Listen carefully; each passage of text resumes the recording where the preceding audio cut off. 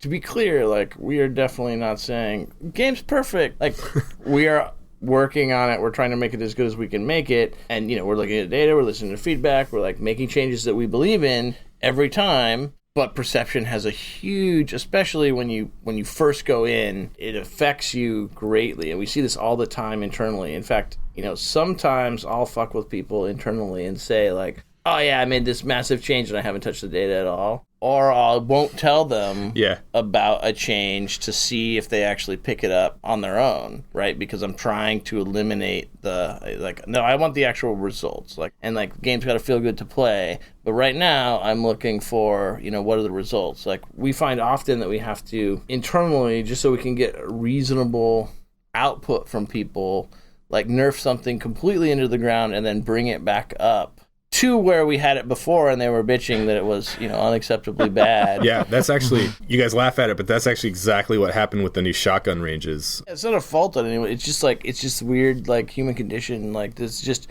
how people perceive the world. And, like, your expectations going into a thing absolutely affect how you feel about it coming out. Get sports psychologist Steve on here for that. Yeah, no shit. And then, one more, like, anecdotal thing to talk about too, with going back to Doctrine of Passing. I mentioned earlier that last night I was playing with Last Word a whole bunch to sort of get a feel for it, so I could address a bunch of the feedback if you guys happen to ask me questions about it. And I will say that the one weapon that unseated me the most when I was trying to use Last Word was Doctrine of Passing. That is one weapon that can absolutely compete with Last Word right now, and not anecdotally.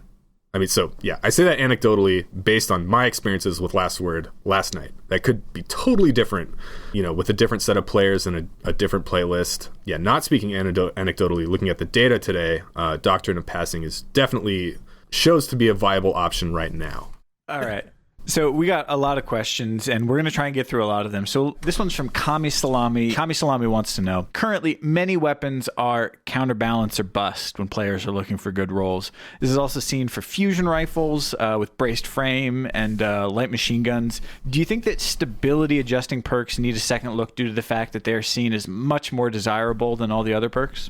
Anything in the game at any point could always use a second look. Stability is a very, very desirable stat across multiple weapon archetypes. And like with anything else, we'll just see how pervasive it gets. And, if it gets to the point of shot package, yeah, we'll totally look at it. So we got a question about unflinching. How much flinch does it take off? Aim deflection. It's aim deflection. So it's like if you're sniping or some version of sniping, depending on what it's applied to, then you don't get kicked off target as much. So you are unconcerned. You are unflinching when faced with incoming enemy fire. We're going to scale down the amount you get kicked if you have that perk on. And also, how far you're zoomed from your scope is going to affect the severity of kick from any incoming projectile. So, kick on a sniper is going to be way more severe than it is on a pulse rifle or a scout rifle. If I'm trying to cause flinch in someone else, am I trying to hit them as many times as I can? Am I trying to do the most amount of damage or trying to break their shield? Yes. Is a high rate of fire auto rifle the best way to go, or can I match it with a scout? All of those. Yeah, it depends. So every weapon has a different amount that it moves it by, and then there are perks that increase it. With each type of projectile, there's a payload that's going to be delivered to the aim deflection system. And that I would say that the amount of that payload is equal in proportion to the amount of damage that projectile does. So heavy machine gun is gonna like slaughter your aim deflection. A sniper round is gonna kick you really hard. Auto rifle is not gonna do a huge jump, but you'll be delivering a lot of shots in rapid succession, so you'll still be able to be pretty effective at moving their aim a little bit. Another subtlety about aim deflection too is that you're gonna get hit harder depending on the direction you're being shot from. If you're being shot straight on, head to head, it doesn't actually move your camera as much as it does if you're being flanked. If you're getting shot from the right, then your camera's going to knock left as if you're getting hit in the head from that side.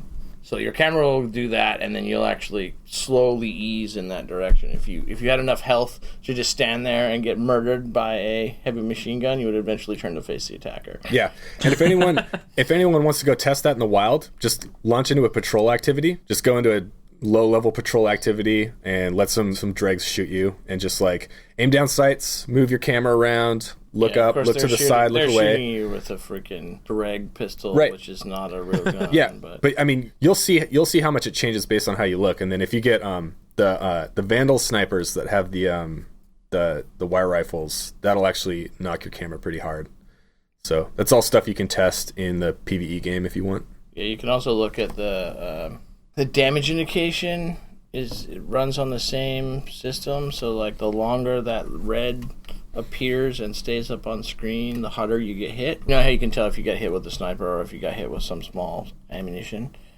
That is the same thing that feeds into how much you get knocked off target. Okay, so Guerrilla Fighter. Currently a very uncommon perk used in the Crucible, Yep. if at all. What was the intention for this one? And are some perks just sort of a PvE thing? Is that what we're supposed to... Guerrilla Fighter, we actually made that perk to call attention to a thing that's in the game that I'm not sure a lot of people know about, which is if you are crouched behind a piece of cover that is roughly waist to chest high, and then you go ADS, if you're like looking at that piece of cover, it's like in your face, you're crouched behind it, and then you ADS while you're looking at it, you will actually like peek up over the top. Our perk tech can detect when you're in this state, and so I wanted to make a perk that referenced this state somehow to both like give a little thing for the players who actually use it. I want them to feel incentivized to do so, and then also just to call attention to that feature so that if players didn't know about it and they wanted to use it, they could. I think I had multiple people in the PvP test labs who were just like breathing down my neck, really concerned that it was just going to upset balance, like you'd get all this damage resistance and you'd be able to just like crush people if you just stayed in a spot. But it turns out nobody really uses it. Yeah, so if you're... It's very situational. Yeah, if you're fighting from cover, Yeah. we'll just double your health and double your damage and see what that does. Yeah, yeah, there you go. Well, I mean, I'm trying to think of the times I've used it, and probably just the Valis to Arik strike. I understand why players are frustrated that it's there because it's very situational, and when you roll it on a gun, you feel like, oh, this thing has taken the spot of another perk that is way better that could have rolled on this gun, and now I hate this gun. Break it over my knee. John Wyszynski, you're a liar. But I think, there are a handful of spots on PvP maps that are placed in a very interesting place where, like, if you were to use this perk, you could do some cool stuff in, like, Control or Rift or Trials even, right? Like, you get a little bit of damage resistance and a little bit of damage boost. Mm-hmm. And it could be the difference in turning the tides on a 1v1 that you would have lost. So there probably will be some future point where we're releasing the next version of the next Taken King, whatever that is going to be. And we look at all our perks and we say, okay, nobody cares about these. Maybe we should pull these out of rotation and then make some new ones instead. But yeah, for now, it's going to stay there. We'll see what happens. Yeah, there you go, everybody. John Wyszynski buffing camping snipers. I knew it. Sage, I thought one of the more interesting things we've learned in the past few weeks was your article about Titans, when you explained that teams that had Defender Titans were performing better, which is just... We can tell you what the current best class to play per game type is. Yeah, if you have any insight on that or stats to reveal, that would be super cool. So we have a thing that isn't 100%, so we don't really use it strongly to balance yet. It's us trying to put a bunch of data together that gives us an indication of how much more effective is this particular thing in improving your ability to win. Okay, so in Control, and this is talking about, so if you're in the top 10% of players, our little future oracle says, if you're playing Control right now, best guy is still Thermal Titan. But interestingly, and worst is the Thermal Warlock, Sunslinger. And those vary by under 10%. But then if you go over to Clash, then it's all about the Gunslinger, and he's king of the mountain there in the top. And Void Titan is actually not doing so good, right? Not surprisingly. But then when you go over to Rift, the Void Titan is way king of the hill, right? He's way out there. And when Sage says way out there, he means like double effectiveness of any other class in any other mode. In terms of looking at rough space on this graph, like the Void Titan is a huge spike in Rift, just massively effective. Yeah, it gives you almost a 35% bonus here, according to this. Yeesh. But again, this is like, this is only, and that's only in like super top tier players, because if you look at the lower 90%, like that, he's not even in there. He's not even being used. So it's like, yeah, you can, it tells us that you can eke a lot out of him in that particular game type if you're doing it right. And it also tells me that almost on the opposite side, you can really fuck it up if you're trying to run the Void Warlock. It's interesting for us, and then we have to like dig down and try to figure out like, okay, what are players doing that is causing this? Is this some anomaly? There's basically a different class at the top of this graph for each of these different game types, which is super cool. Like that's cool for us, right? It means, they're all interestingly viable and different depending on what you're doing. I'll burn through these real quickly. So yeah, what do we get for threes? In skirmish, it's a close tie between Thermal Warlock and it looks like the Arc Titan. And then, it gets really ugly in elimination. It's really close. They're all right on top of each other. There isn't a standout, really. It looks like Arc Warlock, Thermal Hunter, Thermal Warlock, and Arc Hunter. And then, so then you got Rumble. Yeah. Titan, Arc Titan, the Striker, top of the heap. Is there a close second there? Arc Warlock. Followed by right. Void Titan and Thermal almost on top of each other. And then, let's see, we're sitting here, Salvage, Arc Warlock. Now, I wonder, does Defender Titan show up in Salvage at all? Yeah, he does, but it's pretty middle of the pack. Center, middle of the pack. Yeah. Yeah. Is elimination the same as trials, or does that have different stats for class usage? The reason I can't say with authority is because I don't know what Nick did when he sent me this data, right? Like, right, he's okay. just like, That's I'm like, fair. hey, throw me something. He's like, here's the class list since 12.9. I'm like, all right, sweet. For the top 10% of hunters, what is the game mode they do best in, and with what subclass? I mean, it's going to be thermals. Yeah, It's going to be solar. definitely. Oh, that was that Gunslinger in Clash. Clash Gunslinger is absolutely top of the pack. Void Hunter is third place-ish in skirmish.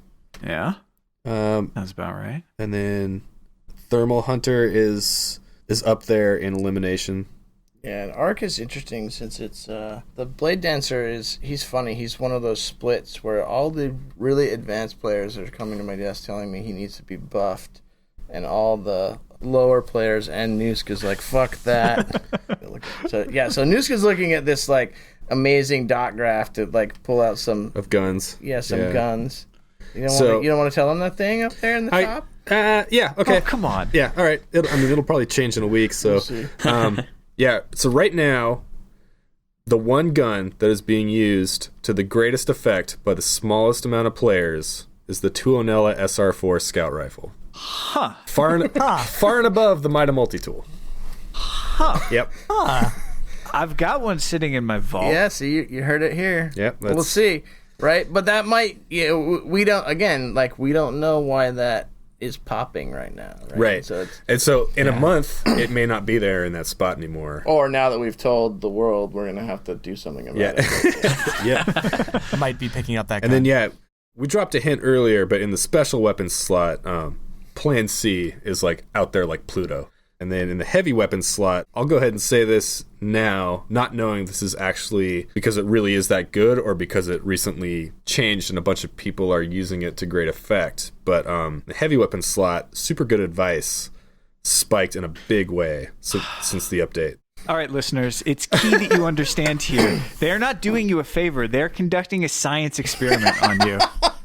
You are all now guinea pigs. They are testing how people react to being told random guns to see if it's capable of shifting them on their own. Hilarious. Because I'm seriously doubting if that is, in fact, super good advice. But all right, sure, we'll see what happens. I'm just saying, it's up there. We're just telling you what we see. Yep. Yep. Wow. Here's the numbers. And again, this is lift. This isn't like I murder everyone. This is when you're running this, some small number of people, more than 200, because I think that's what the filter is cut off. But not thousands and thousands are using this to seriously increase their KD and their effectiveness in winning the game when they switch to that gun. Yep. It's unfiltered, and it's also not a super proven, like, oh, this is 100% true all the time, right? Like, Got it. New loadout, Tuonela, Plan C. Super good advice. Correct. Well, good luck with that one. That's the meta. So yeah, all the way back to we got super derailed there. Well, hey, we're talking about subclasses now, and obviously one of the big ones on everyone's mind and on Bungie's mind has been the Titans. How do you feel after dropping 2.1 with Sunbreakers? I know I said we just said that they're still strong in certain situations, but do you feel like that the changes were effective and that strikers are They were super effective. are looking pretty good? Yeah, they were. On the graph that I'm looking at right now, you see like high end and low end. They both went further apart from the the sort of the center line, which would be 1.0 KD overall. And then as the patch dropped, they both overcorrected. So strikers went over. They got even better. They went all the way from the basement up to the first floor. The reverse happened for the Sunbreakers, right? Yeah. And they dropped. And I was saying earlier today, I think that's just because everyone is like, they got so spoiled in like no look passing. Like, I don't even have to think about where this, just seek, throw the hammer and it murders 3 guys. But both of those are converging really strongly on 1.0 KD. So that is great. It's only a week. But looking at it right now, and also in distribution, right? There's a big pop in people going back and trying the striker, and then most of that is coming out of the Sunbreaker. So that's all ideal from our standpoint. I'm interested in your guys' take there, since I see a lot of chatter about weapons, but I don't really see a lot of chatter about class. Well, with this last patch, we saw the extensive look at Titans and their subclasses. Will we be seeing similar treatments to the other classes as well? So, would we like to? Yes, 100%. Will it happen? Questionable. Like, it's hard for me to say, yes, 100% commit. Like, expect it on, whatever, June, blah, blah, blah, give you a date. But yes, that is certainly in the cards. We're looking at doing that. Next up in my mind, would be Warlocks. I mean, we certainly want to be doing these, roughly quarterly, pretty major updates, patches to the game, right? Now, we might decide, instead of spending the time that we did on the classes, we might do something else with, weapons. That is indeterminate at this time. That's all I can really say, other than like I'm busy making the new stuff. We're trying to prioritize regular updates to the game to do balance work. When we do that work, we need to. It gets borrowed against work that we're doing for the next release. The time to do that work gets borrowed against our budget our time budget for the next release. So we need to choose wisely. Make sure we don't bite off more than we can chew. Yeah. Thermal Warlocks need to come up. You heard it here. Okay, I'm down. I'll take it. And obviously the arcs. I expect the internet to start screaming about the arcs shortly. We'll see. So that kind of does lead us up to, I guess, the final chunk of this interview, which is kind of looking forward. But before we get there, I said I would bring this back up. Sage, like you said, it's 2 people of equal skill. They're going to come out 50-50. So what can either of those 2 people do to get better? One thing that people have been doing is using Thorn. Thorn is still really good because you can hit 3 body shots and get a kill with the tick and the extra damage over time. And I believe that no high-impact hand cannon or any hand cannon can afford 3 body shots with no critical hits and still get a kill.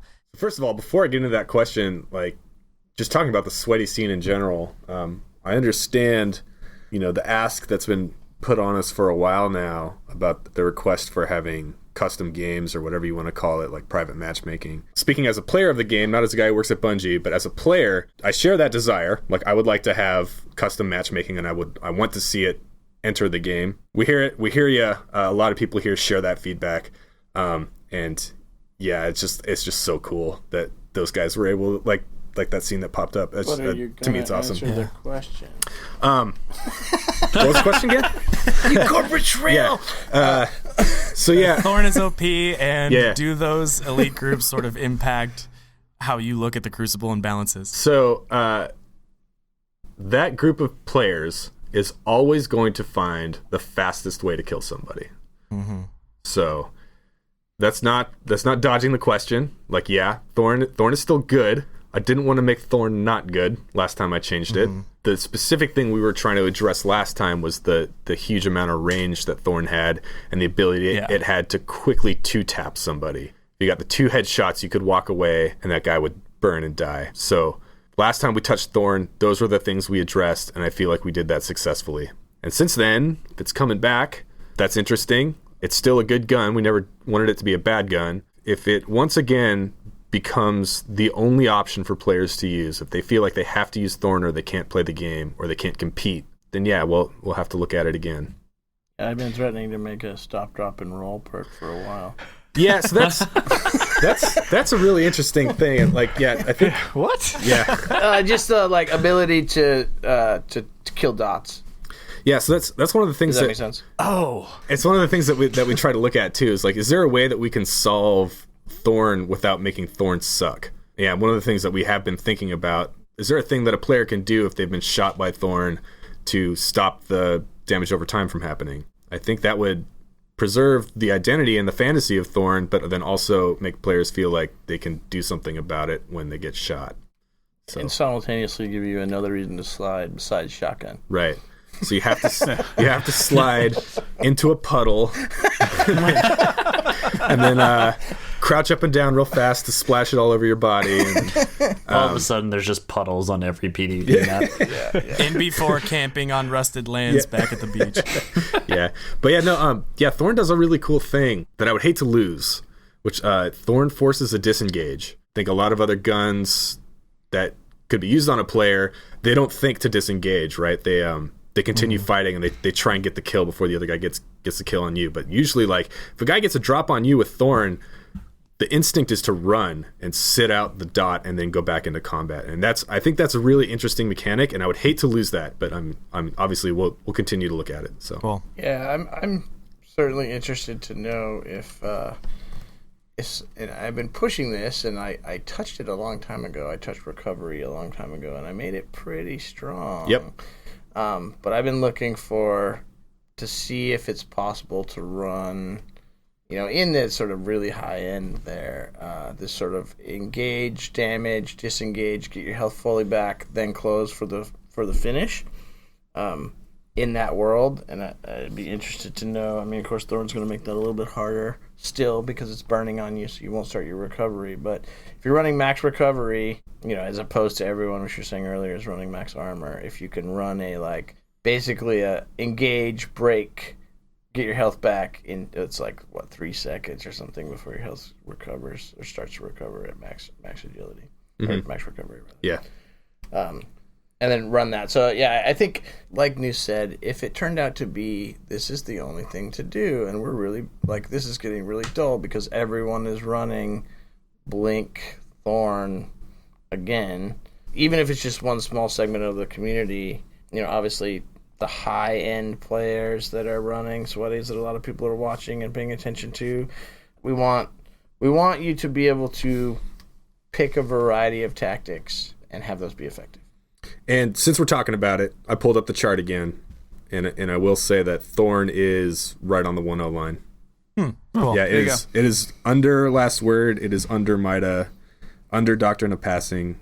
Well, yeah, because it's used in sweaties, and they're going against equal skilled people, so they're gonna go 1-1. Maybe. I'm just looking at the data. Yeah. Yeah. I only want data when it helps my argument, okay? Right. Well, talking about those two guns, and I guess maybe this is a question trying to look forward a little bit. You guys dangle as an excuse in front of us all the time that any time you spend working on old stuff is taken away from new stuff. It's not an excuse, it's the truth. Yeah. No, yeah, that, Lies. says things like that. Conspiracy. Equivocators. Is there anything about the future of Destiny that you guys feel comfortable sharing that we can look forward to, some new direction that you'd like to take, or Custom games. Custom games are Come on, Bert, say the word. Interesting. I'll say, I'm kicking around, and this is not solidified because we don't have a version that works well, but I would like you to commit a little bit stronger to, and the PvP guys agree here, but have a little bit stronger commitment to your play style so that everyone else sort of knows what you're showing up with. That's pretty vague, Sage. You want to explain that? Yeah, I'm going to explain it. Get fucked. How's that for an explanation? Yeah. I talked a little bit about this for the classes. I think the game would benefit, at least in the high end, from knowing sort of more about what people are bringing to the table. You know, if I was to take a particular slice out of the subclasses and give you the ability to like double down on that play style with some intrinsic node or something like that, but then hold you to that over the course of the game so that everyone knew kind of more what you were bringing and then more what I can expect when I see that particular player. And we've definitely talked about that a bunch of different ways. Like, how can we slice that up in a way that is appealing, that doesn't lock you into, you know, real strong styles. So we're like poking at that quite a bit. And the PvP guys, like they want it to be strong. Like they want that reservoir. We call it the reservoir dog shot at the very beginning when it shows you all opening the map. That like I could look at that and I could gain more than just, hey, what gun is he using and what exotic does he have? But like, nice how is his build configured in some way? Yeah. Right? Yeah, but this is not, again, this is like way out. This is like releases away, not like, oh, we might do this in the next patch. Right. Yeah. Right. Yep. So, yeah. Something worth thinking about. Yeah, more Grain of salt. More short term. Yes, we plan to continue our pledge to continually update the game, not have a long period of, you know, no one likes a dry spell. We will continue to update the game, make it interesting, look at what the meta is, and, you know, how we feel the game is playing globally. That doesn't mean everybody's going to get their wish every time by any means, but it will certainly change and evolve, and, you know, hopefully everybody is still really enjoying playing, right? And that's probably the most important thing, is that, like, it doesn't feel like work. Like, it should be fun. You should come home from work and get in line with your buddies and, like, shoot each other in the face for a couple of hours, and, like, that should be a good time. That shouldn't be, like you gotta, like, do your chores on the chore chart. Yeah. I mean, so there's definitely some of that we'd like to push on. Yeah.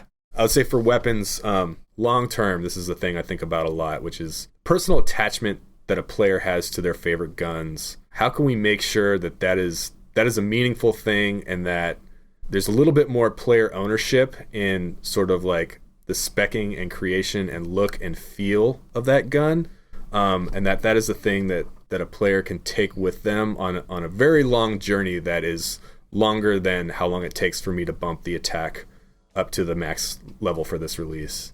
It's a dream, though. It's a speck in my eye. Rip the dream. Yeah. Well, actually, I have to get going because I have a small human child at home waiting for me. So. All right. Well, guys, thank you so much for coming on the show. Yeah, this was Seriously, thank you so much. Yeah, gentlemen, hope you got a bunch of stuff, and our bosses aren't super pissed. Yeah. Yep. Yeah, I think we'll have like 10 minutes of usable stuff. We'll just trim it down, and then it should be fine. Totally. Thanks a ton, guys.